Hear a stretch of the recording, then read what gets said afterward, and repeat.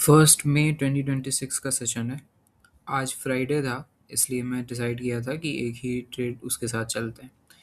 ये इस पे ट्रेड पहले देख लेते हैं। मैंने यहाँ से डाउन के लिए ट्रेड लिया था क्योंकि जो पिछली ग्रीन कैंडल है वो एग्जैक्टली इस रेड कैंडल के ओपन पे क्लोज हुई थी और मल्टीपल कैंडल्स एक बड़े कैंडल के अंदर क्लोज हो गई थी आफ्टर गिविंग रिजेक्शन। तो इस बेसिस पे मैंने डाउन के लिए ट्रेड ले लिया।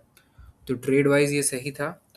इसमें गलत क्या था कि कुछ एक तो प्रोबेबिलिटी पे डाल सकते हैं क्योंकि बहुत रेयर होता है जब ये मल्टीपल कैंडल्स एक कैंडल के अंदर अगर क्लोज होते हैं तो रेयर होता है कि वो उसके बाद भी रिवर्स ना करें।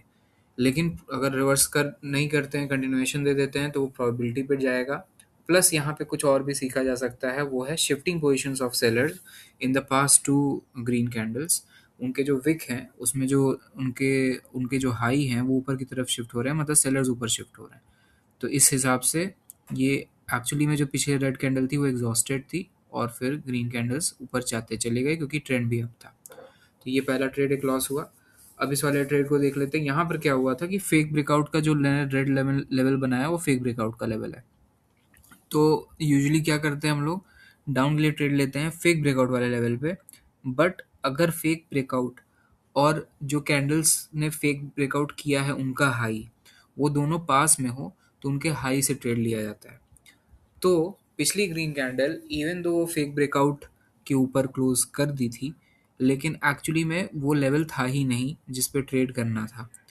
तो अगर जस्ट इन केस अगर पहले भी अगर आ जाती, इस रेड लाइन पर अगर कैंडल आ भी जाती, प्राइस आ जाता, तो मैं रिजेक्शन के ट्रेड नहीं करता तब तक जब तक कि ये जो पीछे के जो दो कैंडल्स हैं जो रेड लाइन के ऊपर तक जा रहे हैं उनके हाई पे मैं ट्रेड ना ले लूँ।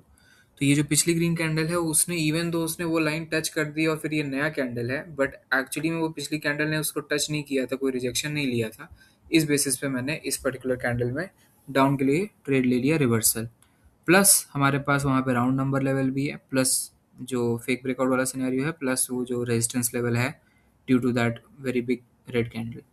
तो ये सब की वजह से यहाँ पे विन हो गया।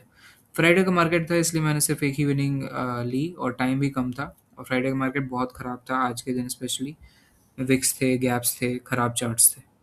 सो या दैट्स इट।